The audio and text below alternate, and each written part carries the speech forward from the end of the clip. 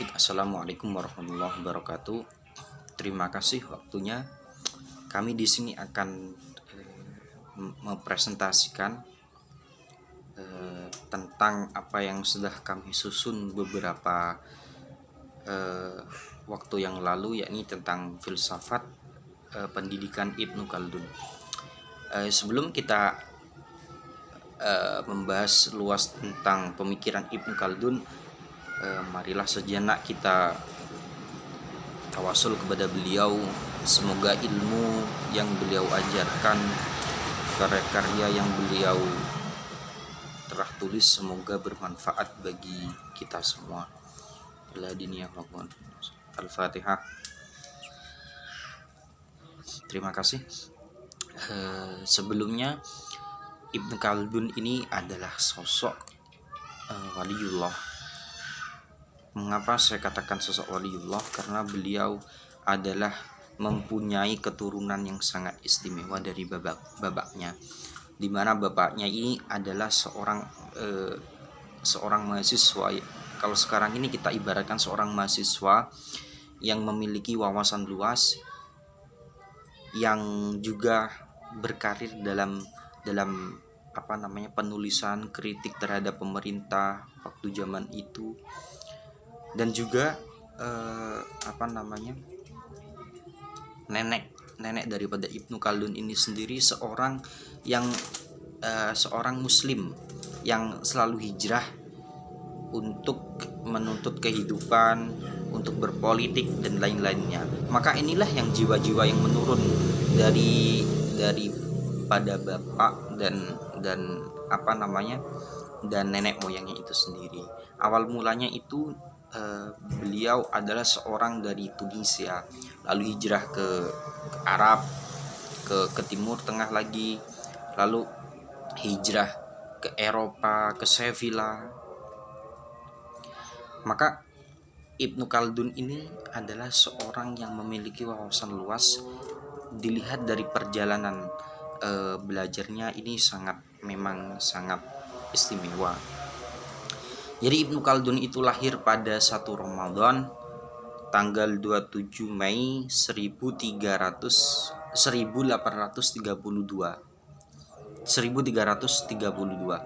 Jadi Ibnu Khaldun ini hidup ketika di masa filsuf abad pertengahan, di mana abad pertengahan itu melahirkan filsuf modern, baik dari timur baik dari barat. Dari timur sendiri itu yakni Ibnu Khaldun salah satunya, yang akan kita ulas secara lebih rinci dan tidak blunder. Jadi Ibnu Khaldun ini mengawali proses belajarnya ini belajar dari ayahnya itu sendiri, untuk menghafal Al-Quran, ilmu falak, ilmu usul fiqh, dan ilmu gramatikal Arab, dan juga semantik dan lain-lainnya. Jadi ini memang penting kita terapkan dalam diri kita, yakni belajarlah mulai dari orang tua, karena induk awal ilmu itu berasal dari lingkungan orang tua, yang akan menghantarkan kita menjadi seorang yang lebih wise, menjadikan kita seorang yang lebih berpendidikan lagi. Sebenarnya Ibnu Khaldun ini adalah orang yang haus ilmu, di mana beliau tidak cuma hanya menghafal Al-Quran, tapi beliau mencoba untuk belajar ilmu politik dan lain-lainnya. Ini terbukti bahwasannya Ibnu Khaldun sudah berhijrah dari Tunisia, hijrah ke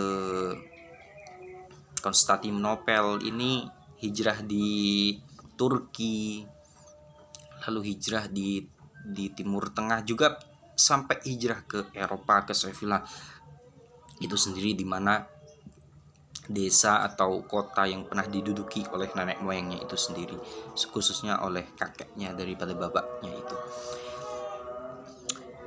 Ibnu Khaldun di sini memiliki karya-karya yang sangat populer, yakni Al-Muqaddimah atau awal mula Muqaddimah itu adalah sisi awal, muqaddimah pembukaan, yang mana di situ membahas tentang ilmu sosiologi, ilmu yang berkaitan dengan bagaimana proses manusia itu sendiri, bagaimana kita berbudaya dan lain sebagainya.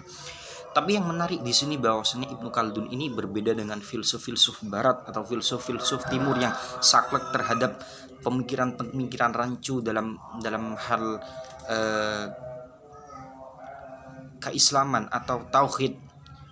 Jadi Ibnu Khaldun ini sangat relevan dengan ilmu agama, juga dengan ilmu-ilmu sosial, ilmu antropolog, ilmu politik dan lainnya. Jadi ini sangat menarik untuk kita diskusikan pada kesempatan kali ini. Menurut Ibnu Khaldun, manusia itu adalah produk nenek moyang, di mana manusia itu selalu memiliki ciri khas budaya atau memiliki tatanan hidup yang berbeda-beda. Kalau kita lihat di Indonesia, banyak suku, banyak ras, banyak latar belakang budaya dan lain-lain sebagainya. Sebenarnya Ibnu Khaldun sudah jauh lebih berdaulat, jauh lebih akademis dibanding kita sekarang ini yang peradaban sangat era digital semuanya ini. Sebenarnya Ibnu Khaldun sudah sangat modern ketika zaman itu, karena beliau juga hidup di abad pertengahan, dimana sebenarnya Ibnu Khaldun ini menganut filsuf dari Yunani, yakni Aristoteles, bagaimana menjabarkan tentang siklus sosiologi, siklus antropologi yang saya jelaskan tadi, yakni produk nenek moyang itu sendiri. Tapi Ibnu Khaldun apa yang membedakan Ibnu Khaldun dengan filsuf-filsuf sosiolog atau antropolog yang lain, bahwasanya Ibnu Khaldun itu selalu mengkaji sesuatu tematik atau suatu manusia itu berdasarkan ciri khas nenek moyangnya itu sendiri. Maka akan lahirlah budaya, maka akan lahirlah sebuah peradaban atau perbedaan jenis fisik dan lain-lain sebagainya.